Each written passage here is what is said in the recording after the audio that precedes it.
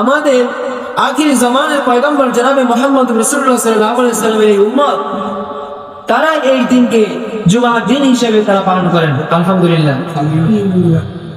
এই জুমার দিনের অনেক ফজিলত। জুমার দিনে এমন দুইটা সময় আছে, যে দুই সময় আল্লাহ পাক রব্বুল আলামিন বান্দার দোয়াকে কবুল করেন। সুবহানাল্লাহ। জুমার দিনে এরকম দুইটা দিন আছে, জুমার দিন এরকম দুইটা সময় আছে যে সময় আল্লাহ পাক রব্বুল আলামিন বান্দার দোয়াকে কবুল করেন। এই দুইটা সময় নির্ধারিত না, তবে আমরা যেমন রমজান মাসে সবে কদরের রাত্র, এটা যেমন কিনা নির্ধারিত না, কিন্তু কিছু ইশারা ইঙ্গিত পাওয়া যায়। অনেকে বলে যে বেজর যে রাত্রিগুলো আছে, ওই বেজর রাত্রিগুলোর মধ্যে কি সবে কদর হতে পারে। আবার অনেকে বলেন যে ওই রাত্রের কিছু আলামত আছে, কিছু ঠান্ডা ঠান্ডা ভাব থাকবে, হ্যাঁ, অন্যরকম একটা উপলব্ধি হবে মানুষের কাছে, কিছু আলামত নির্ধারণ করে দিয়েছেন। তো তেমনি ভাবে জুমার দিনে যে দুই সময় দোয়া কবুল হয়, এই কবুল হওয়ার ব্যাপারে উলামায়ে কেরামগণ, মুফাসসিরগণ,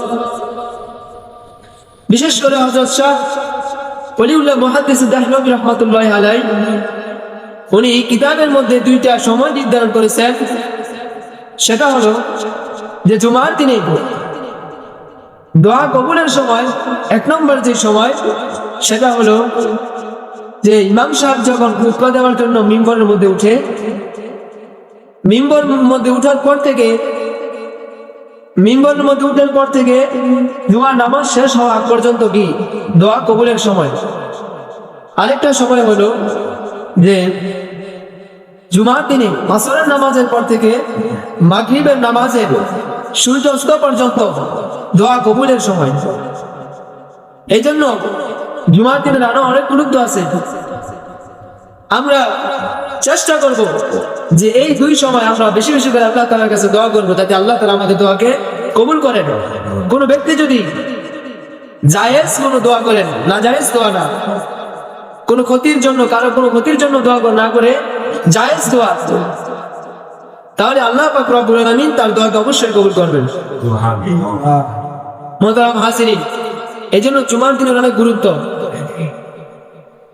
আমাদেরকে এই যে আমরা জুমার দিন আগে আগে মসজিদের মধ্যে আসতে পেরেছি, এটা অনেক লাভ। রাসূল সাল্লাল্লাহু আলাইহি ওয়াসাল্লাম বলেছেন, যে ব্যক্তি নাকি জুমার দিনে সর্বপ্রথম মসজিদের মধ্যে আসবে, আল্লাহ পাক রব্বুল আলামিন তার আমলনামার মধ্যে একটি উট কুরবানির সওয়াব তার আমলনামার মধ্যে দান করবেন। সুবহানাল্লাহ। এরপরে দ্বিতীয় যে ব্যক্তি আসবে, আল্লাহ পাক রব্বুল আলামিন তার আমলনামার মধ্যে একটি গরু কুরবানির সওয়াব দান করবেন। সুবহানাল্লাহ। এরপরে যে আসবে তৃতীয় নম্বর, তার আমলনামার মধ্যে একটি খাসি কুরবানির সওয়াব দান করবেন। সুবহানাল্লাহ। তো এই জন্য জুমার দিনের অনেক গুরুত্ব, অনেক ফজিলত আছে। রাসূলুল্লাহ সাল্লাল্লাহু আলাইহি ওয়াসাল্লাম বলেন, কোন বান্দা যদি জুমার দিনে পরিষ্কার পরিচ্ছন্ন হয়ে গোসল করে, এরপরে পরিষ্কার জামা কাপড় পরিধান করে, যদি তার সাধ্য থাকে তাহলে সে সুগন্ধি ব্যবহার করবে। অন্যথায় যখন সে মসজিদের মধ্যে আসবে, আসার পর যেখানেই জায়গা পাবে সেখানেই বসে যাবে। কাউকে ডিঙ্গায়া সামনের কাতারে বসতে হবে এরকম নয়, যেখানে জায়গা পাইছে বাস সেখানে বসে পড়ছে।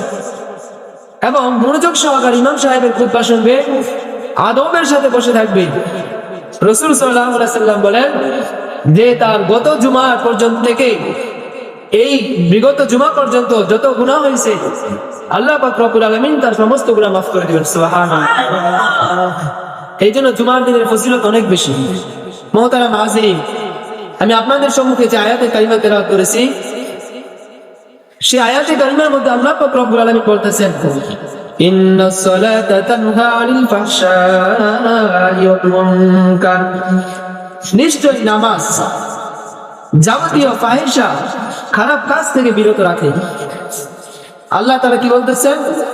যে নিশ্চয়ই নামাজ যাবতীয় গুনাহ থেকে, ফাহেশা, খারাপ কাজ থেকে বিরত রাখে। কিন্তু আমরা সমাজের মধ্যে দেখি অনেক নামাজি আছে যারা নামাজ পড়ে আবার গুনাহ করে, ঠিক না? অনেক নামাজি আছে নামাজ পড়ে আবার সুদও খায়। অনেক নামাজি আছে নামাজও পড়ে আবার অন্যের জমি দখল করে।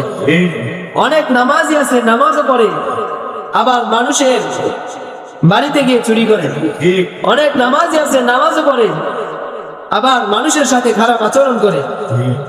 তো আল্লাহ যে বলতেন কোরআনের মধ্যে, ইন্নাস সালাতা তানহা আনিল ফাহশাই ওয়াল মুনকার, নিশ্চয় নামাজ যাবতীয় ফাহিশা কাজ থেকে বিরত রাখেন।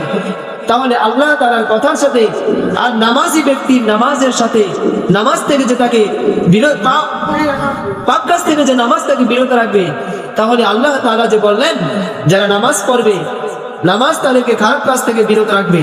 আমি আর আপনি তো দেখতেছি যে নামাজ পড়তেছি কিন্তু সে খারাপ কাজ থেকে বিরত থাকতেছে না। এটা কেন? এটা মূল রহস্য হলো আমাদের বুঝতে হবে। যে ব্যক্তি নামাজ পড়ে আবার চুরিয়া করে, যে ব্যক্তি নামাজ পড়ে আবার অন্যের গীবত করে, যে ব্যক্তি নামাজ পড়ে অন্যের জমি দখল করে, যে ব্যক্তি নামাজ পড়ে সুদের ব্যবসা করে, ওই ব্যক্তির নামাজ কবুল হয় না। ওই ব্যক্তি নামাজ কি হয় না? কবুল হয় না। কেন কবুল হয় না? কেন? গুনাহের কাছ থেকে তাকে নামাজ বিরত রাখতে পারে না। কারণ তার নামাজটা সে নামাজের মতো পড়তে পারে না। তার নামাজটা নামাজের মতো পড়তে পারে না। আমরা যে নামাজ পড়ি, নামাজ ভঙ্গের কারণ কয়টি বলেন? 19টি। এর মধ্যে থেকে 1 নম্বর কারণ হলো নামাজ অশুদ্ধ করা, নামাজের মধ্যে অশুদ্ধ করা। তাহলে আমাদের মুসলিয়াত কিরামের মাঝে কয়জন আমরা আছি যে আমাদের সূরা কেরাত শুদ্ধ করে আমরা সবাই পারি? কয়জন আছি আমরা?